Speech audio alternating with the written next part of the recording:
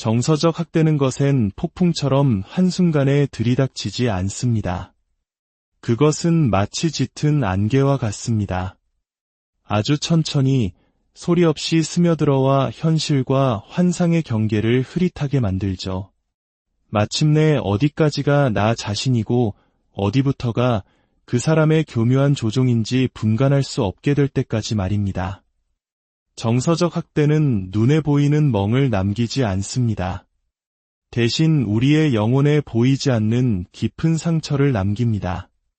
그리고 그 상처가 골마터져 마음이 완전히 무너져 내리는 순간은 어떤 극적인 단 한 번의 사건 때문에 오지 않습니다. 그것은 아주 조용하지만 치명적으로 우리의 영혼을 조금씩 갉아먹는 수많은 순간들이 계산적으로 축적된 결과입니다. 오늘 우리는 단순히 위험 신호를 나열하는 것을 넘어 한 사람의 영혼을 완전히 파괴할 수 있는 8가지 결정적인 순간에 대해 이야기 나누고자 합니다. 이 이야기가 누군가에게는 깊은 공감이, 또 다른 누군가에게는 중요한 깨달음이 되기를 바랍니다. 첫 번째, 당신이 가해자의 잔인함을 변호하기 시작하는 순간입니다. 이것은 관계에 생기는 첫 번째 균열이자 어쩌면 가장 치명적인 균열일지 모릅니다. 이 순간은 결코 명백하게 찾아오지 않습니다. 아주 미묘하게 시작되죠. 예를 들어 그 사람이 당신의 친구들 앞에서 당신의 꿈이나 열정을 향해 아주 날카로운 말을 던졌다고 상상해 보세요. 당신은 애써 웃어넘기며 말합니다. 아, 이 사람 유머 감각이 좀 독특해서 그래요. 혹은 당신이 약속 시간에 5분 늦었다는 이유로 상대방이 하루 종일 당신을 없는 사람 취급하며 침묵으로 일관합니다. 걱정하는 가족에게 당신은 이렇게 설명하죠. 아니야, 요즘 회사 일 때문에 스트레스가 심해서 그래. 별일 아니야. 이것은 단순히 변명을 하는 수준이 아닙니다. 이것은 당신이 상대방의 어두운 그림자를 대신 짊어지기 시작하는 순간입니다. 당신은 그 사람의 잘못된 행동과 당신이 감당할 수 있는 합리적인 이유 사이에 다리를 놓기 시작합니다. 당신 스스로가 그 사람의 홍보 담당자가 되고 그 잔인함을 세상이 이해할 수 있는 언어로 번역하는 통역사가 되는 것입니다. 사실 당신은 다른 사람들의 비판으로부터 그 사람을 보호하는 것이 아닙니다. 당신은 내가 아끼는 사람이 의도적으로 나에게 상처를 주고 있다는 끔찍한 진실로부터 당신 자신을 보호하고 있는 것입니다. 이렇게 스스로를 속일 때마다 당신의 현실은 조금씩 지워지고 그 자리는 상대방이 만들어낸 거짓된 현실로 채워집니다. 바로 이 순간부터 당신의 머릿속에서 당신 자신의 목소리는 점점 작아지고 상대방의 목소리는 점점 더 커지기 시작합니다. 두 번째, 상대방의 침묵이 당신을 공황 상태에 빠뜨리는 첫 순간입니다. 침묵은 아주 기이한 무기입니다. 건강한 관계에서 침묵은 편안함과 평화를 의미합니다. 하지만 정서적 학대자의 손에 쥐어진 침묵은 상대를 통제하고 지배하는 강력한 권력의 도구가 됩니다. 처음 그들이 침묵을 무기로 사용할 때 당신은 아마 혼란스러울 겁니다. 대화를 시도하지만 거대한 벽에 부딪히는 기분일 겁니다. 아무런 대답이 없습니다. 그들은 마치 당신이 유령이라도 된 것처럼 당신을 그대로 통과해 바라봅니다. 여기서 당신의 마음이 무너지는 지점은 침묵 그 자체가 아닙니다. 그 침묵이 당신 내면 깊숙한 곳에 원초적인 공포와 불안을 일으키는 바로 그 순간입니다. 당신이 아무런 잘못을 하지 않았음에도 불구하고 제발 말 좀 해달라고 애원하고 용서를 구하고 매달리고 있는 자신을 발견하는 순간, 당신은 최근의 모든 대화와 행동을 머릿속으로 되감기 시작합니다. 내가 뱉었던 모든 단어를 분석하며 도대체 내가 무엇을 잘못했는지 필사적으로 찾아 헤매게 됩니다. 바로 그 순간 그들은 당신에게 아주 중요한 것을 성공적으로 가르친 것입니다. 자신의 관심은 보상이고 침묵은 벌이다라는 사실을 말이죠. 당신은 이제 당신의 감정적 안정이 전적으로 상대방이 당신의 존재를 인정해 주느냐에 달려있다는 것을 배우게 됩니다. 당신이 가장 편안해야 할 집안의 공기는 말없는 위협으로 가득 차고 당신은 고요함을 두려워하는 법을 배우게 됩니다. 당신의 마음의 평화는 더 이상 당신의 것이 아닙니다. 그것은 그들이 언제든 빼앗아갈 수 있는 선물이 되어버립니다. 세 번째, 당신의 가장 깊은 약점을 공격의 무기로 사용하는 순간입니다. 이런 일이 발생하면 관계의 가장 신성한 신뢰가 깨져버립니다.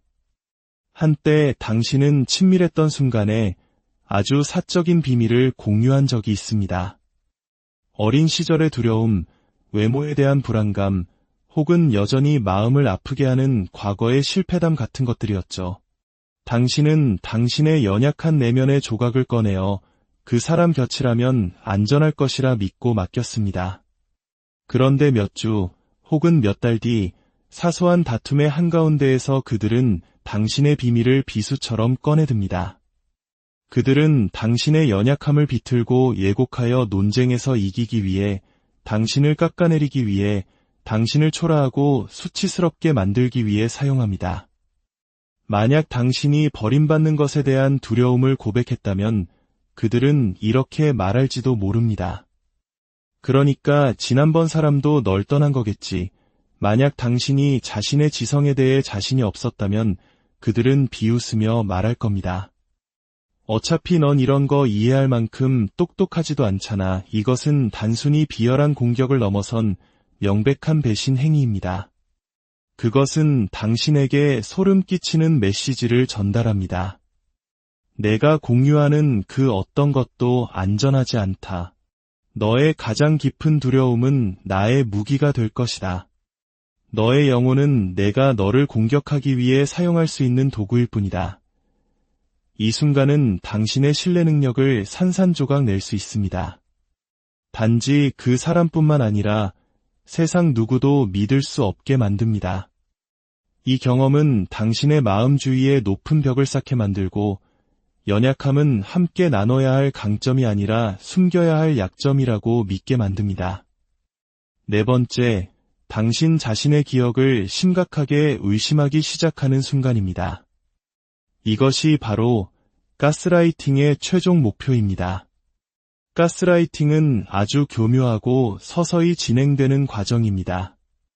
처음에는 난 그런 말 한 적 없어. 내가 잘못 기억하는 거야. 내가 너무 예민하게 구는 거야. 와 같은 사소한 말들로 시작됩니다. 처음에는 당신도 자신의 기억을 확신하며 반박합니다.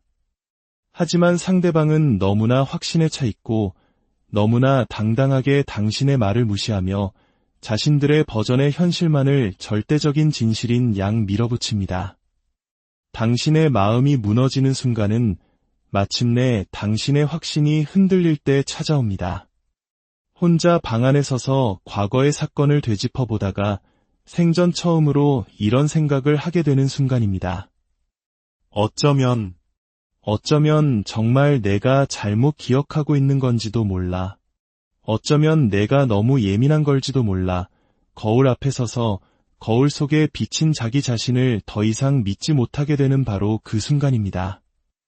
이것은 심리적인 침식 작용입니다. 그들은 당신의 온전한 정신, 즉 당신이 현실을 인식하는 능력의 기반을 의도적으로 조금씩 갉아먹고 있는 것입니다. 일단 그들이 당신의 기억과 감정을 의심하게 만드는 데 성공하면 그들은 모든 이야기의 주도권을 완벽하게 장악할 수 있습니다. 당신의 감정은 더 이상 타당하지 않습니다. 왜냐하면 당신의 인식 자체가 결함이 있는 것이 되어버렸기 때문입니다. 당신의 불만은 더 이상 정당하지 않습니다. 당신은 그저 드라마를 만드는 예민한 사람이 되어버렸으니까요. 이것은 당신이 내면의 나침반을 믿는 것을 멈추는 순간입니다. 당신은 그들이 만들어낸 짙은 안개 속에서 길을 잃고 당신이 볼 수 있는 유일한 빛은 그들이 들고 있는 작은 등불뿐이게 됩니다. 5번째, 당신이 철저히 고립되었다는 사실을 깨닫는 순간입니다. 정서적 학대자들은 마치 포식자처럼 행동합니다. 그들의 핵심 전략 중 하나는 목표물을 무리로부터 떼어놓는 것입니다. 그들은 이 과정을 당신이 거의 알아채지 못할 정도로 아주 천천히 진행합니다. 그들은 당신의 가장 친한 친구가 당신에게 나쁜 영향을 준다고 불평할지도 모릅니다. 당신이 가족을 만나러 갈 계획을 세울 때마다 문제를 일으켜 결국에는 그냥 가지 않는 편이 더 쉽다고 느끼게 만듭니다. 그들은 이렇게 속삭입니다. 그 사람들은 나처럼 널 진심으로 사랑하지 않아, 혹은 그들이 우리 사이를 이간질하려고 해. 마음이 무너지는 순간은 단 하나의 사건으로 오지 않습니다. 그것은 아주 조용하고 처참한 깨달음의 순간입니다. 끔찍하게 힘든 하루를 보내고 누군가에게 전화하기 위해 휴대폰을 들었다가 당신은 그대로 멈춰섭니다. 그 친구와 연락 안 한 지가 벌써 몇 달이나 지났다는 사실을 깨닫습니다. 가족에게 전화하면 당신이 대답하고 싶지 않은 질문들을 할 것이라는 걸 압니다. 당신은 당신의 든든한 지원군이었던 사람들이 사실은 적이라고 믿도록 길들여져 왔습니다. 바로 그 순간 당신은 깊고 무서운 외로움을 느낍니다. 당신은 무인도에 갇혔고 그 섬의 유일한 다른 주민은 당신의 학대자뿐입니다. 그들은 당신의 모든 구명줄을 성공적으로 끊어버렸습니다. 이제 당신은 사회적 교류, 인정, 그리고 모든 것을 그 사람에게만 전적으로 의존하게 됩니다. 한때 당신을 아끼는 사람들로 가득했던 당신의 광활했던 세계는 이제 차가운 새장만큼이나 작아져 버렸습니다. 6번째, 러브바밍의 안도감을 느끼는 순간입니다. 학대의 순환은 아주 강력한 덫입니다. 관계가 항상 나쁜 것만은 아닙니다. 끔찍한 다툼이나 잔인한 시기가 지나가면 폭풍 후의 고요함처럼 평온한 시기, 심지어는 강렬한 애정 표현이 쏟아지는 시기가 찾아옵니다. 이것을 우리는 러브바밍 또는 밀월기라고 부릅니다. 그들은 갑자기 당신이 처음 사랑에 빠졌던 그 사람으로 돌아옵니다. 수많은 사과와 선물, 그리고 반드시 변하겠다는 약속을 당신에게 퍼붓습니다. 진정으로 마음이 무너지는 순간은 다툼 그 자체가 아닙니다. 러브바밍이 시작될 때 당신이 느끼는 그 필사적인 안도감의 파도입니다. 당신은 굶주린 사람이 음식을 갈망하듯 그들의 사과와 애정을 갈망하고 있는 자신을 발견합니다. 당신은 그들의 좋은 모습에 매달립니다. 왜냐하면 그것이 바로 당신이 사랑하는 진짜 그 사람이 아직 저기 어딘가에 존재한다는 증거라고 믿기 때문입니다. 당신은 생각합니다. 이게 저 사람의 진짜 모습이야. 화를 냈던 건 예외적인 상황이었을 뿐이야. 하지만 그것은 거짓말입니다. 그리고 그 희망은 당신을 묶는 쇠사슬이 됩니다. 이 순환이야말로 당신을 덫에 가두는 핵심 기제입니다. 당신은 짧고 짜릿한 좋은 시절의 안도감에 중독되어 끔찍하게 힘든 시간들을 견뎌냅니다. 당신은 한 사람과 관계를 맺고 있는 것이 아닙니다. 당신은 하나의 패턴과 관계를 맺고 있는 것입니다. 그 안도감의 순간은 다음 폭발이 필연적으로 다가올 때까지 당신을 그 순환 속에 단단히 가두는 자물쇠가 철컥하고 잠기는 소리와 같습니다. 7번째, 그들이 처음으로 사람들 앞에서 당신에게 모욕감을 주는 순간입니다. 많은 피해자들에게 학대는 비밀입니다. 굳게 닫힌 문 뒤에서 일어나는 끔찍한 공포죠. 당신은 바깥 세상을 향해 모든 것이 괜찮다는 가면을 유지하기 위해 애씁니다. 당신은 이 비밀을 지킵니다. 부분적으로는 수치심 때문이고 또 다른 부분에서는 여전히 학대자를 보호하고 싶은 마음이 남아있기 때문입니다. 마음이 무너지는 순간은 그들이 모든 사람 앞에서 당신의 그 가면을 찢어버릴 때입니다.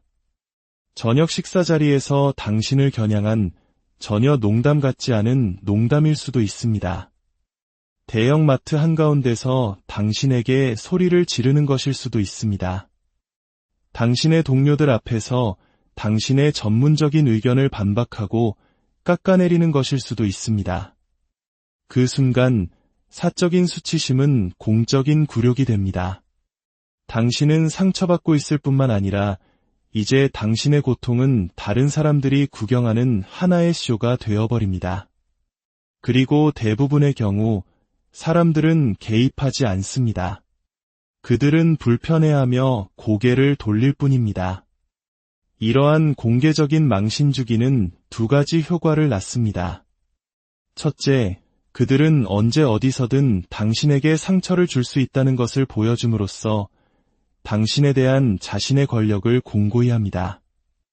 둘째, 침묵하는 목격자들의 모습은 당신으로 하여금 자신의 고통 속에 완벽하게 그리고 처절하게 혼자라고 느끼게 만들므로써 당신의 고립감을 더욱 심화시킵니다.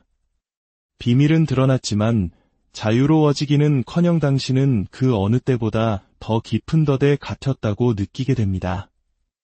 8번째, 당신이 마침내 아무것도 느끼지 못하게 되는 순간입니다. 이것은 아마도 모든 붕괴의 순간 중 가장 비극적인 지점일 것입니다. 바로 당신이 마침내 무감각해지는 순간입니다. 그 모든 싸움과 눈물, 변명과 공포, 그리고 헛된 희망 끝에 이제는 아무것도 남아있지 않습니다. 그들이 잔인한 말을 던져도 당신은 더 이상 움찔하지 않습니다. 그들이 침묵으로 당신을 벌해도 더 이상 공포를 느끼지 않습니다. 그들이 싸움을 걸어와도 당신에게는 더 이상 맞설 에너지가 남아있지 않습니다. 당신은 승리한 것이 아닙니다. 당신은 항복한 것입니다. 이것은 평화가 아니라 텅 빈 공허입니다. 이것은 정서적 침식의 마지막 단계로 당신의 영혼이 살아남기 위한 필사적인 자기 보존의 행위로서 스스로 모든 감정의 스위치를 내려버린 상태입니다. 끊임없이 반복되는 감정의 최고점과 최저점은 당신의 감정 회로를 완전히 태워버렸습니다. 당신은 여전히 기능할 수 있습니다. 출근을 하고 집안일을 하고 필요할 때 미소를 짓습니다. 하지만 당신의 내면은 텅 비어 있습니다. 이 무관심이야말로 영혼의 파괴를 의미합니다. 학대가 그 궁극적인 목표를 달성한 순간입니다. 학대는 마침내 당신 안의 빛을 꺼뜨렸습니다. 당신은 당신의 현실을 위해, 당신의 행복을 위해, 당신 자신을 위해 싸우는 것을 멈췄습니다. 당신은 여전히 그 자리에 있지만 동시에 당신은 사라져버렸습니다. 이제 학대자는 더 이상 당신을 통제할 필요가 없습니다. 당신은 스스로를 통제하도록, 아무것도 느끼지 않도록, 아무것도 기대하지 않도록 길들여졌기 때문입니다. 이것은 가장 조용하지만 가장 처참한 형태의 붕괴입니다. 만약 오늘 나눈 이야기 속 순간들이 낯설지 않게 느껴졌다면, 만약 당신의 삶 속 어떤 경험과 아프게 겹쳐졌다면 부디 이것 하나만은 기억해 주십시오. 당신의 감정은 온전히 타당합니다. 당신이 겪었고 혹은 지금 겪고 있는 그 일은 분명한 현실이며 결코 당신의 잘못이 아닙니다. 이러한 순간들을 인지하는 것, 그것이야말로 당신의 현실을 되찾기 위한 가장 첫 번째이자 가장 강력한 발걸음입니다. 그것은 당신의 목소리를 되찾는 여정의 시작입니다. 오늘 이야기가 당신 자신을 이해하는 데 도움이 되었거나 혹은 잠시나마 당신의 마음이 알아주는 것 같아 위로가 되었다면 잠시 시간을 내어 이 이야기에 좋아요를 눌러주세요. 여러분의 공감과 구독은 저희가 삶의 복잡한 문제들을 함께 탐색하는 더 깊이 있는 이야기들을 만들어 나갈 수 있는 큰 힘이 됩니다. 여러분의 작은 움직임이 안개 속에서 길을 잃은 또 다른 누군가에게는 희미한 등불이 되어줄 수 있습니다. 우리는 서로에게 기댈 수 있는 존재입니다. 함께 해주셔서 정서적 학대는 것엔 폭풍처럼 한순간에 들이닥치지 않습니다. 그것은 마치 짙은 안개와 같습니다. 아주 천천히 소리 없이 스며들어와 현실과 환상의 경계를 흐릿하게 만들죠. 마침내 어디까지가 나 자신이고 어디부터가 그 사람의 교묘한 조종인지 분간할 수 없게 될 때까지 말입니다. 정서적 학대는 눈에 보이는 멍을 남기지 않습니다. 대신 우리의 영혼에 보이지 않는 깊은 상처를 남깁니다. 그리고 그 상처가 골마터져 마음이 완전히 무너져 내리는 순간은 어떤 극적인 단 한 번의 사건 때문에 오지 않습니다. 그것은 아주 조용하지만 치명적으로 우리의 영혼을 조금씩 갉아먹는 수많은 순간들이 계산적으로 축적된 결과입니다. 오늘 우리는 단순히 위험 신호를 나열하는 것을 넘어 한 사람의 영혼을 완전히 파괴할 수 있는 8가지 결정적인 순간에 대해 이야기 나누고자 합니다. 이 이야기가 누군가에게는 깊은 공감이, 또 다른 누군가에게는 중요한 깨달음이 되기를 바랍니다. 첫 번째, 당신이 가해자의 잔인함을 변호하기 시작하는 순간입니다. 이것은 관계에 생기는 첫 번째 균열이자 어쩌면 가장 치명적인 균열일지 모릅니다. 이 순간은 결코 명백하게 찾아오지 않습니다. 아주 미묘하게 시작되죠. 예를 들어 그 사람이 당신의 친구들 앞에서 당신의 꿈이나 열정을 향해 아주 날카로운 말을 던졌다고 상상해 보세요. 당신은 애써 웃어넘기며 말합니다. 아, 이 사람 유머 감각이 좀 독특해서 그래요. 혹은 당신이 약속 시간에 5분 늦었다는 이유로 상대방이 하루 종일 당신을 없는 사람 취급하며 침묵으로 일관합니다. 걱정하는 가족에게 당신은 이렇게 설명하죠. 아니야, 요즘 회사 일 때문에 스트레스가 심해서 그래. 별일 아니야. 이것은 단순히 변명을 하는 수준이 아닙니다. 이것은 당신이 상대방의 어두운 그림자를 대신 짊어지기 시작하는 순간입니다. 당신은 그 사람의 잘못된 행동과 당신이 감당할 수 있는 합리적인 이유 사이에 다리를 놓기 시작합니다. 당신 스스로가 그 사람의 홍보 담당자가 되고 그 잔인함을 세상이 이해할 수 있는 언어로 번역하는 통역사가 되는 것입니다. 사실 당신은 다른 사람들의 비판으로부터 그 사람을 보호하는 것이 아닙니다. 당신은 내가 아끼는 사람이 의도적으로 나에게 상처를 주고 있다는 끔찍한 진실로부터 당신 자신을 보호하고 있는 것입니다. 이렇게 스스로를 속일 때마다 당신의 현실은 조금씩 지워지고 그 자리는 상대방이 만들어낸 거짓된 현실로 채워집니다. 바로 이 순간부터 당신의 머릿속에서 당신 자신의 목소리는 점점 작아지고 상대방의 목소리는 점점 더 커지기 시작합니다. 두 번째, 상대방의 침묵이 당신을 공황 상태에 빠뜨리는 첫 순간입니다. 침묵은 아주 기이한 무기입니다. 건강한 관계에서 침묵은 편안함과 평화를 의미합니다. 하지만 정서적 학대자의 손에 쥐어진 침묵은 상대를 통제하고 지배하는 강력한 권력의 도구가 됩니다. 처음 그들이 침묵을 무기로 사용할 때 당신은 아마 혼란스러울 겁니다. 대화를 시도하지만 거대한 벽에 부딪히는 기분일 겁니다. 아무런 대답이 없습니다. 그들은 마치 당신이 유령이라도 된 것처럼 당신을 그대로 통과해 바라봅니다. 여기서 당신의 마음이 무너지는 지점은 침묵 그 자체가 아닙니다. 그 침묵이 당신 내면 깊숙한 곳에 원초적인 공포와 불안을 일으키는 바로 그 순간입니다. 당신이 아무런 잘못을 하지 않았음에도 불구하고 제발 말 좀 해달라고 애원하고 용서를 구하고 매달리고 있는 자신을 발견하는 순간, 당신은 최근의 모든 대화와 행동을 머릿속으로 되감기 시작합니다. 내가 뱉었던 모든 단어를 분석하며 도대체 내가 무엇을 잘못했는지 필사적으로 찾아 헤매게 됩니다. 바로 그 순간 그들은 당신에게 아주 중요한 것을 성공적으로 가르친 것입니다. 자신의 관심은 보상이고 침묵은 벌이다라는 사실을 말이죠. 당신은 이제 당신의 감정적 안정이 전적으로 상대방이 당신의 존재를 인정해 주느냐에 달려있다는 것을 배우게 됩니다. 당신이 가장 편안해야 할 집안의 공기는 말없는 위협으로 가득 차고 당신은 고요함을 두려워하는 법을 배우게 됩니다. 당신의 마음의 평화는 더 이상 당신의 것이 아닙니다. 그것은 그들이 언제든 빼앗아갈 수 있는 선물이 되어버립니다.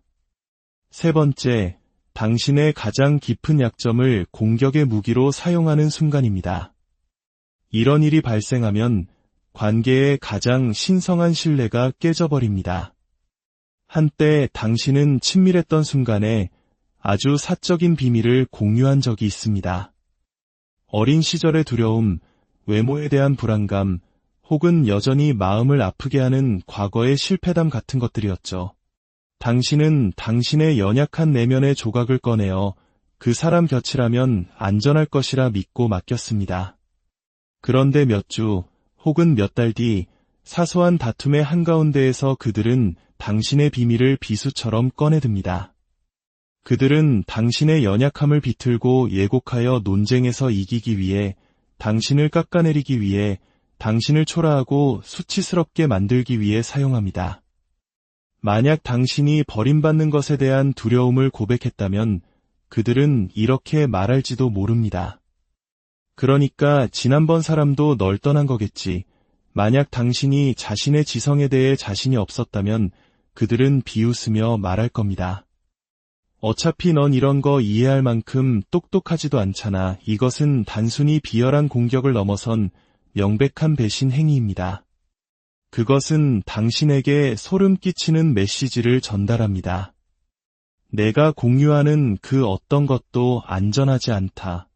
너의 가장 깊은 두려움은 나의 무기가 될 것이다.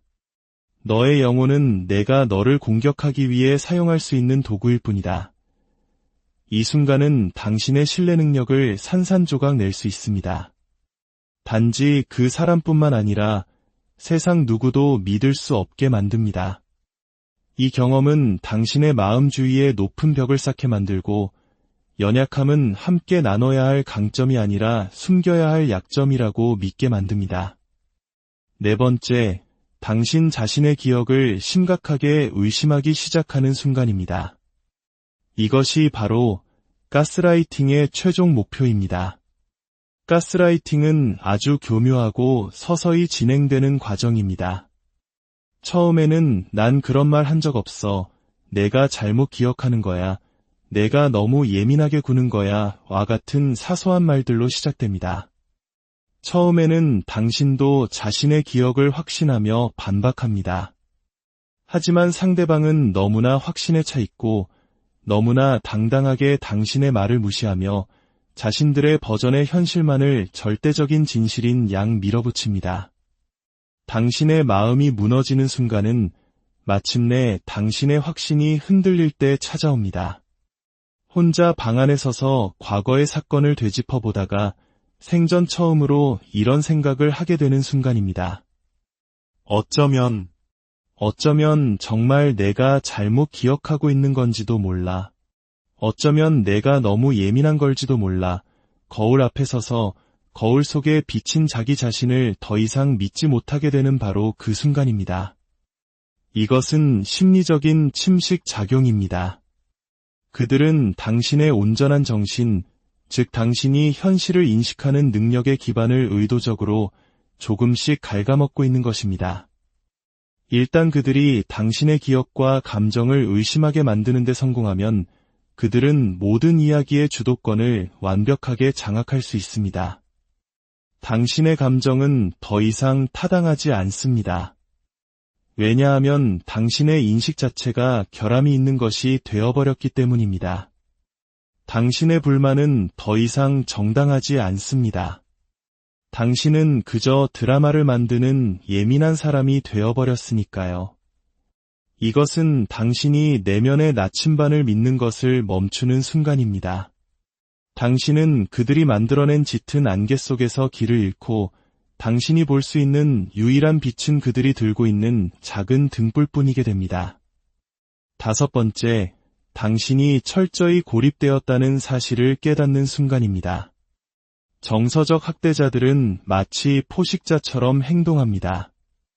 그들의 핵심 전략 중 하나는 목표물을 무리로부터 떼어놓는 것입니다. 그들은 이 과정을 당신이 거의 알아채지 못할 정도로 아주 천천히 진행합니다. 그들은 당신의 가장 친한 친구가 당신에게 나쁜 영향을 준다고 불평할지도 모릅니다. 당신이 가족을 만나러 갈 계획을 세울 때마다 문제를 일으켜 결국에는 그냥 가지 않는 편이 더 쉽다고 느끼게 만듭니다. 그들은 이렇게 속삭입니다. 그 사람들은 나처럼 널 진심으로 사랑하지 않아. 혹은 그들이 우리 사이를 이간질하려고 해. 마음이 무너지는 순간은 단 하나의 사건으로 오지 않습니다. 그것은 아주 조용하고 처참한 깨달음의 순간입니다. 끔찍하게 힘든 하루를 보내고 누군가에게 전화하기 위해 휴대폰을 들었다가 당신은 그대로 멈춰섭니다. 그 친구와 연락 안 한 지가 벌써 몇 달이나 지났다는 사실을 깨닫습니다. 가족에게 전화하면 당신이 대답하고 싶지 않은 질문들을 할 것이라는 걸 압니다. 당신은 당신의 든든한 지원군이었던 사람들이 사실은 적이라고 믿도록 길들여져 왔습니다. 바로 그 순간 당신은 깊고 무서운 외로움을 느낍니다. 당신은 무인도에 갇혔고 그 섬의 유일한 다른 주민은 당신의 학대자뿐입니다. 그들은 당신의 모든 구명줄을 성공적으로 끊어버렸습니다. 이제 당신은 사회적 교류, 인정, 그리고 모든 것을 그 사람에게만 전적으로 의존하게 됩니다. 한때 당신을 아끼는 사람들로 가득했던 당신의 광활했던 세계는 이제 차가운 새장만큼이나 작아져 버렸습니다. 6번째, 러브바밍의 안도감을 느끼는 순간입니다. 학대의 순환은 아주 강력한 덫입니다. 관계가 항상 나쁜 것만은 아닙니다. 끔찍한 다툼이나 잔인한 시기가 지나가면 폭풍 후의 고요함처럼 평온한 시기, 심지어는 강렬한 애정 표현이 쏟아지는 시기가 찾아옵니다. 이것을 우리는 러브바밍 또는 밀월기라고 부릅니다. 그들은 갑자기 당신이 처음 사랑에 빠졌던 그 사람으로 돌아옵니다. 수많은 사과와 선물, 그리고 반드시 변하겠다는 약속을 당신에게 퍼붓습니다. 진정으로 마음이 무너지는 순간은 다툼 그 자체가 아닙니다. 러브바밍이 시작될 때 당신이 느끼는 그 필사적인 안도감의 파도입니다. 당신은 굶주린 사람이 음식을 갈망하듯 그들의 사과와 애정을 갈망하고 있는 자신을 발견합니다. 당신은 그들의 좋은 모습에 매달립니다. 왜냐하면 그것이 바로 당신이 사랑하는 진짜 그 사람이 아직 저기 어딘가에 존재한다는 증거라고 믿기 때문입니다. 당신은 생각합니다. 이게 저 사람의 진짜 모습이야. 화를 냈던 건 예외적인 상황이었을 뿐이야. 하지만 그것은 거짓말입니다. 그리고 그 희망은 당신을 묶는 쇠사슬이 됩니다. 이 순환이야말로 당신을 덫에 가두는 핵심 기제입니다. 당신은 짧고 짜릿한 좋은 시절의 안도감에 중독되어 끔찍하게 힘든 시간들을 견뎌냅니다. 당신은 한 사람과 관계를 맺고 있는 것이 아닙니다. 당신은 하나의 패턴과 관계를 맺고 있는 것입니다.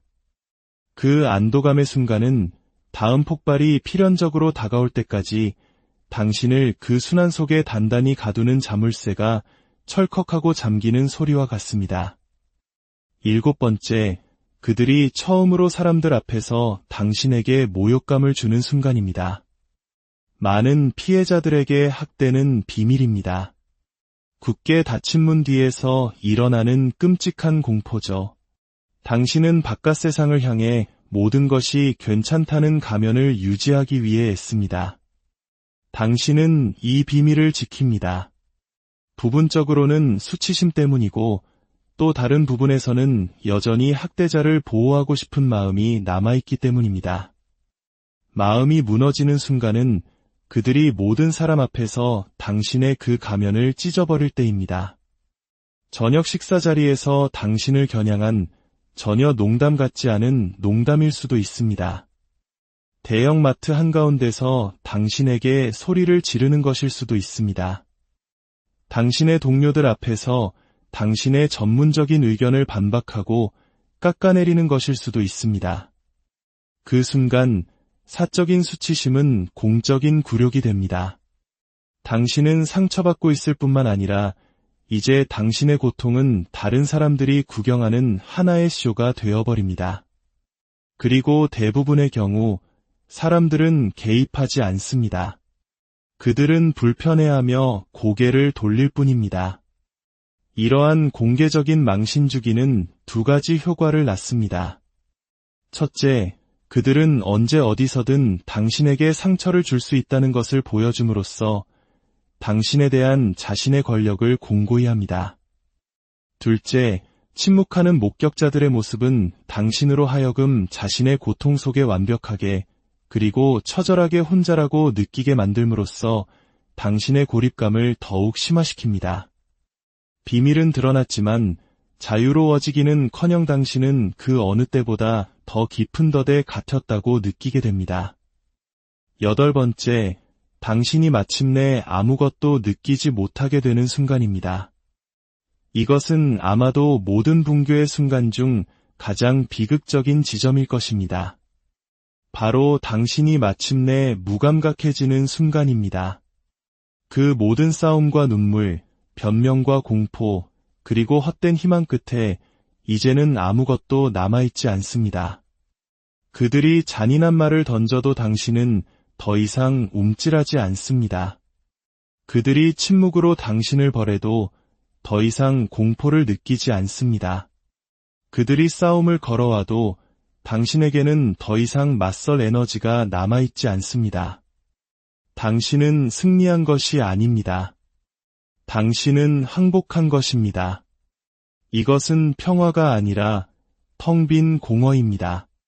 이것은 정서적 침식의 마지막 단계로 당신의 영혼이 살아남기 위한 필사적인 자기 보존의 행위로서 스스로 모든 감정의 스위치를 내려버린 상태입니다. 끊임없이 반복되는 감정의 최고점과 최저점은 당신의 감정 회로를 완전히 태워버렸습니다. 당신은 여전히 기능할 수 있습니다. 출근을 하고 집안일을 하고 필요할 때 미소를 짓습니다.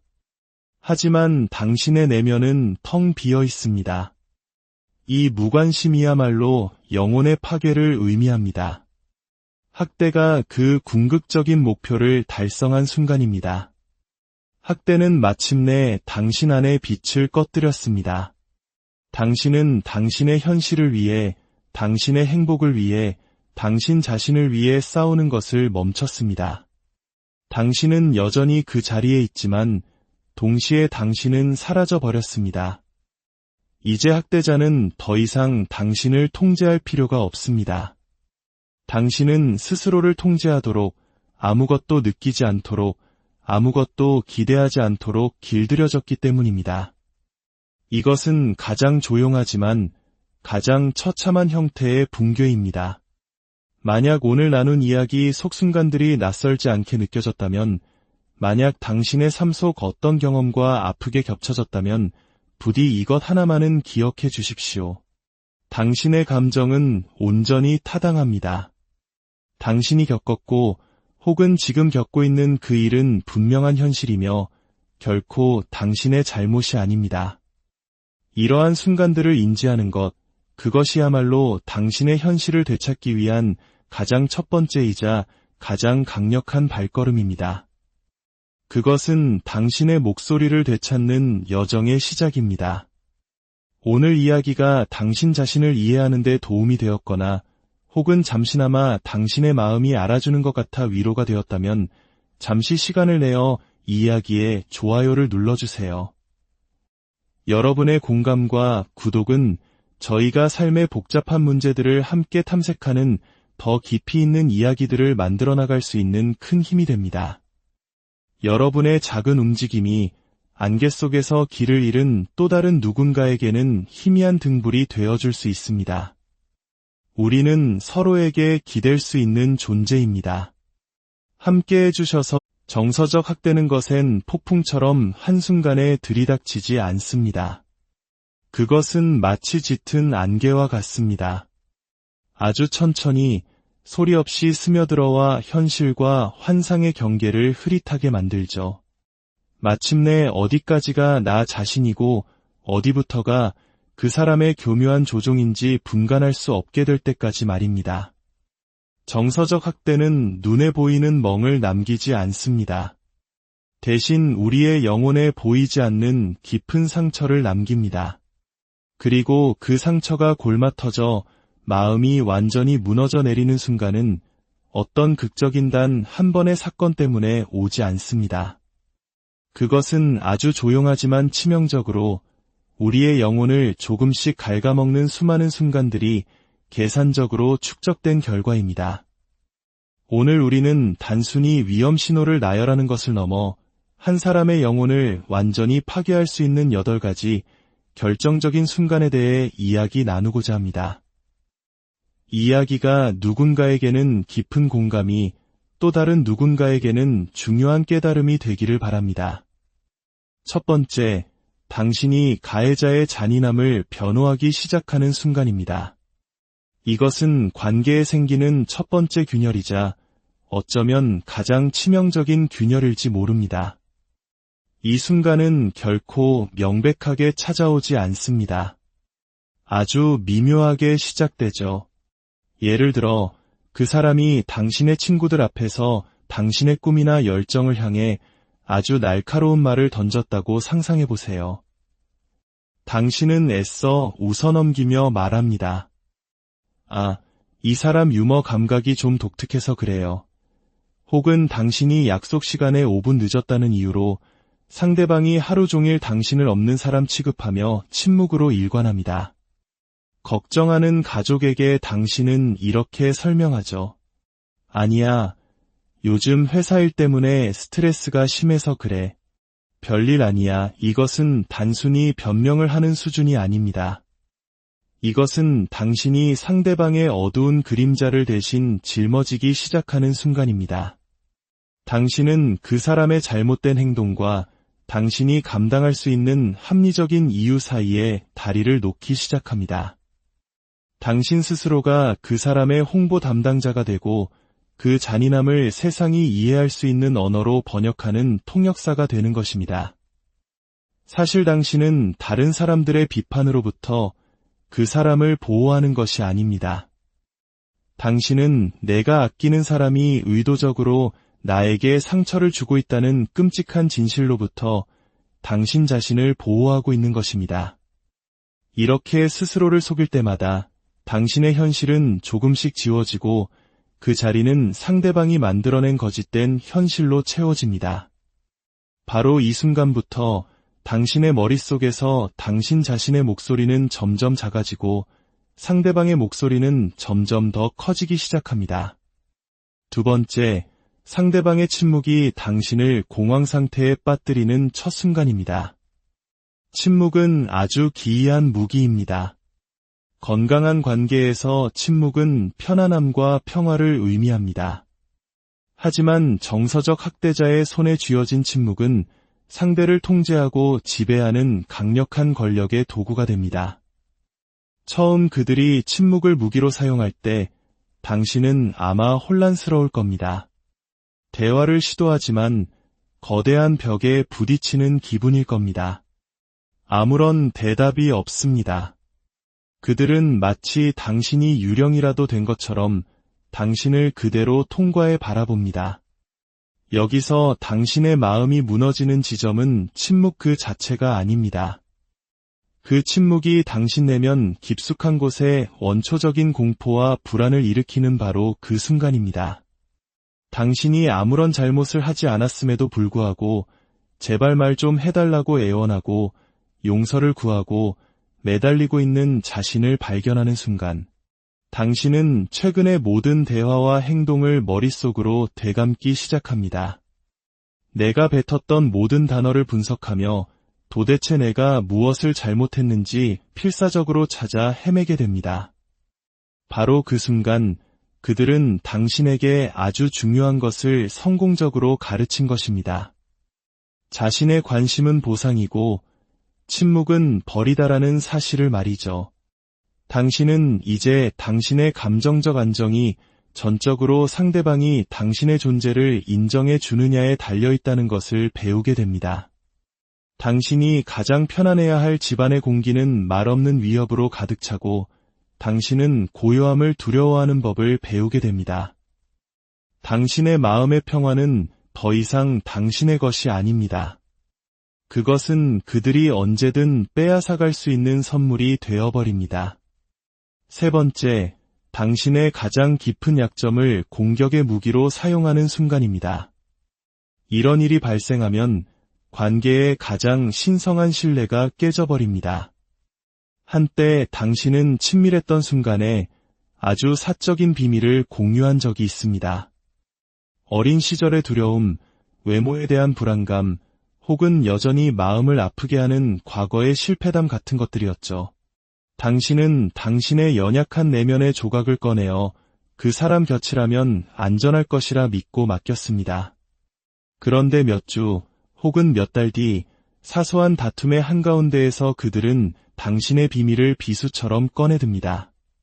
그들은 당신의 연약함을 비틀고 예곡하여 논쟁에서 이기기 위해, 당신을 깎아내리기 위해, 당신을 초라하고 수치스럽게 만들기 위해 사용합니다.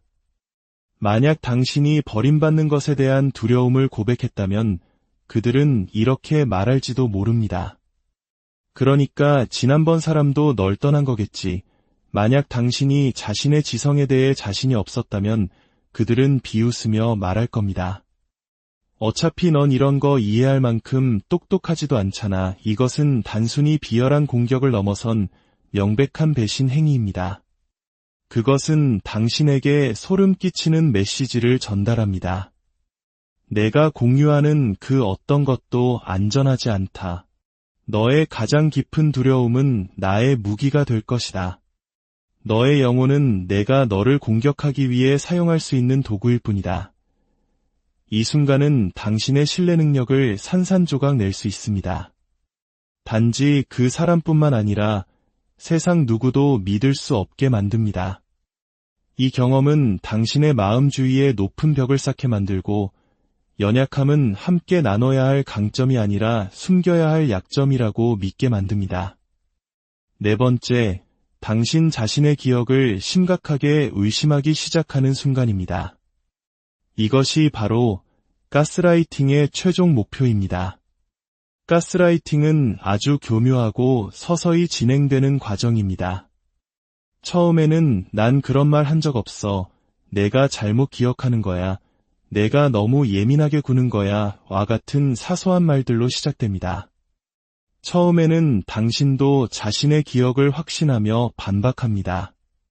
하지만 상대방은 너무나 확신에 차 있고 너무나 당당하게 당신의 말을 무시하며 자신들의 버전의 현실만을 절대적인 진실인 양 밀어붙입니다. 당신의 마음이 무너지는 순간은 마침내 당신의 확신이 흔들릴 때 찾아옵니다.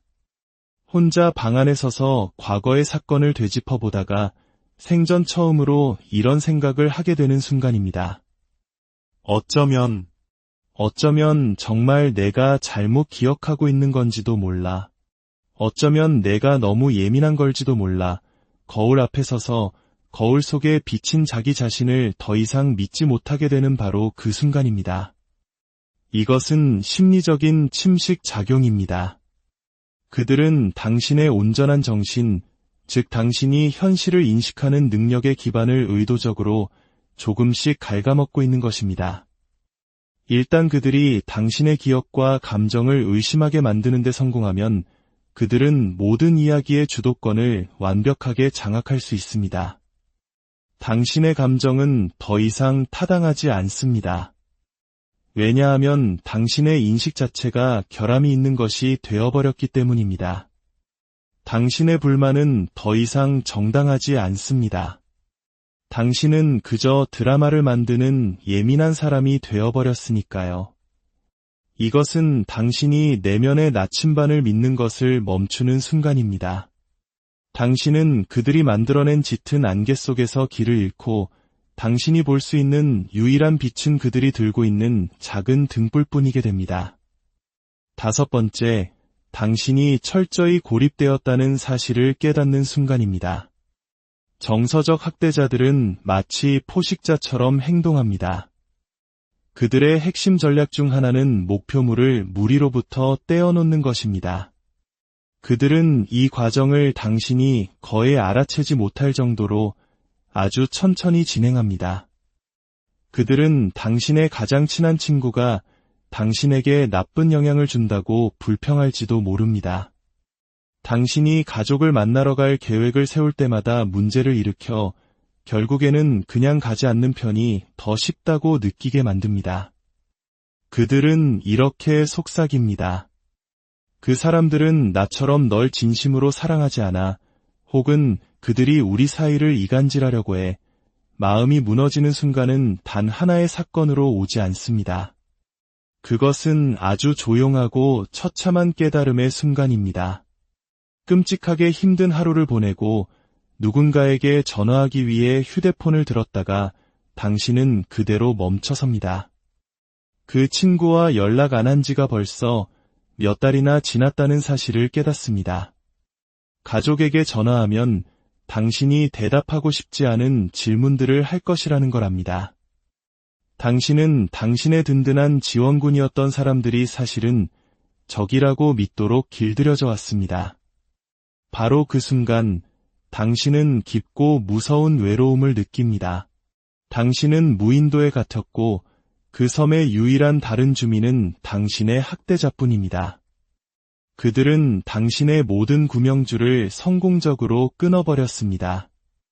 이제 당신은 사회적 교류, 인정, 그리고 모든 것을 그 사람에게만 전적으로 의존하게 됩니다.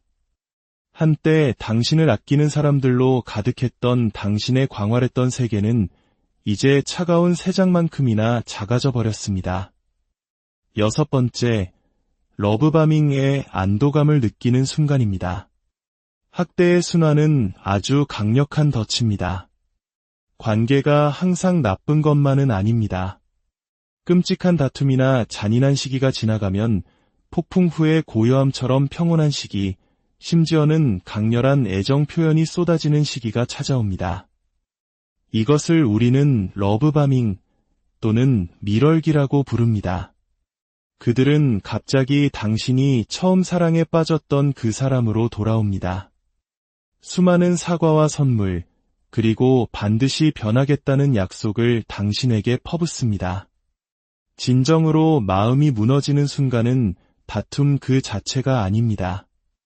러브바밍이 시작될 때 당신이 느끼는 그 필사적인 안도감의 파도입니다.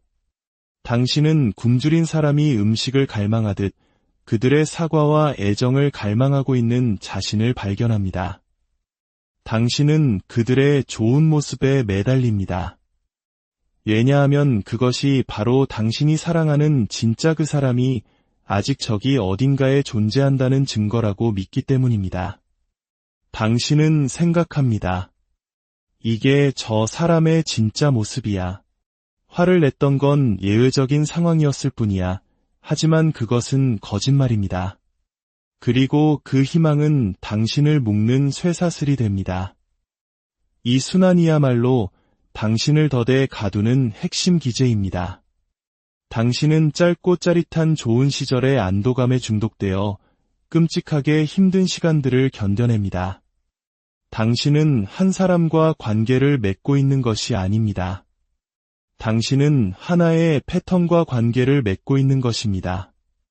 그 안도감의 순간은 다음 폭발이 필연적으로 다가올 때까지 당신을 그 순환 속에 단단히 가두는 자물쇠가 철컥하고 잠기는 소리와 같습니다. 7번째, 그들이 처음으로 사람들 앞에서 당신에게 모욕감을 주는 순간입니다. 많은 피해자들에게 학대는 비밀입니다. 굳게 닫힌 문 뒤에서 일어나는 끔찍한 공포죠. 당신은 바깥 세상을 향해 모든 것이 괜찮다는 가면을 유지하기 위해 애씁니다. 당신은 이 비밀을 지킵니다. 부분적으로는 수치심 때문이고 또 다른 부분에서는 여전히 학대자를 보호하고 싶은 마음이 남아있기 때문입니다. 마음이 무너지는 순간은 그들이 모든 사람 앞에서 당신의 그 가면을 찢어버릴 때입니다. 저녁 식사 자리에서 당신을 겨냥한 전혀 농담 같지 않은 농담일 수도 있습니다. 대형 마트 한가운데서 당신에게 소리를 지르는 것일 수도 있습니다. 당신의 동료들 앞에서 당신의 전문적인 의견을 반박하고 깎아내리는 것일 수도 있습니다. 그 순간 사적인 수치심은 공적인 굴욕이 됩니다. 당신은 상처받고 있을 뿐만 아니라 이제 당신의 고통은 다른 사람들이 구경하는 하나의 쇼가 되어버립니다. 그리고 대부분의 경우 사람들은 개입하지 않습니다. 그들은 불편해하며 고개를 돌릴 뿐입니다. 이러한 공개적인 망신주기는 두 가지 효과를 낳습니다. 첫째, 그들은 언제 어디서든 당신에게 상처를 줄 수 있다는 것을 보여줌으로써 당신에 대한 자신의 권력을 공고히 합니다. 둘째, 침묵하는 목격자들의 모습은 당신으로 하여금 자신의 고통 속에 완벽하게 그리고 처절하게 혼자라고 느끼게 만들므로써 당신의 고립감을 더욱 심화시킵니다. 비밀은 드러났지만 자유로워지기는커녕 당신은 그 어느 때보다 더 깊은 덫에 갇혔다고 느끼게 됩니다. 8번째, 당신이 마침내 아무것도 느끼지 못하게 되는 순간입니다. 이것은 아마도 모든 붕괴의 순간 중 가장 비극적인 지점일 것입니다. 바로 당신이 마침내 무감각해지는 순간입니다.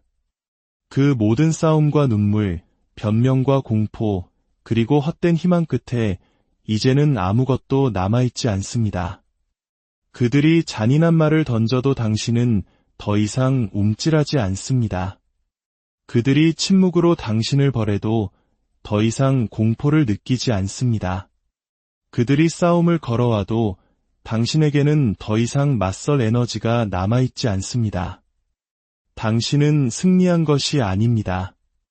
당신은 항복한 것입니다. 이것은 평화가 아니라 텅 빈 공허입니다. 이것은 정서적 침식의 마지막 단계로 당신의 영혼이 살아남기 위한 필사적인 자기 보존의 행위로서 스스로 모든 감정의 스위치를 내려버린 상태입니다. 끊임없이 반복되는 감정의 최고점과 최저점은 당신의 감정 회로를 완전히 태워버렸습니다. 당신은 여전히 기능할 수 있습니다. 출근을 하고, 집안일을 하고, 필요할 때 미소를 짓습니다. 하지만 당신의 내면은 텅 비어 있습니다. 이 무관심이야말로 영혼의 파괴를 의미합니다. 학대가 그 궁극적인 목표를 달성한 순간입니다. 학대는 마침내 당신 안의 빛을 꺼뜨렸습니다. 당신은 당신의 현실을 위해, 당신의 행복을 위해, 당신 자신을 위해 싸우는 것을 멈췄습니다. 당신은 여전히 그 자리에 있지만 동시에 당신은 사라져 버렸습니다. 이제 학대자는 더 이상 당신을 통제할 필요가 없습니다. 당신은 스스로를 통제하도록, 아무것도 느끼지 않도록, 아무것도 기대하지 않도록 길들여졌기 때문입니다. 이것은 가장 조용하지만 가장 처참한 형태의 붕괴입니다. 만약 오늘 나눈 이야기 속 순간들이 낯설지 않게 느껴졌다면, 만약 당신의 삶 속 어떤 경험과 아프게 겹쳐졌다면 부디 이것 하나만은 기억해 주십시오. 당신의 감정은 온전히 타당합니다.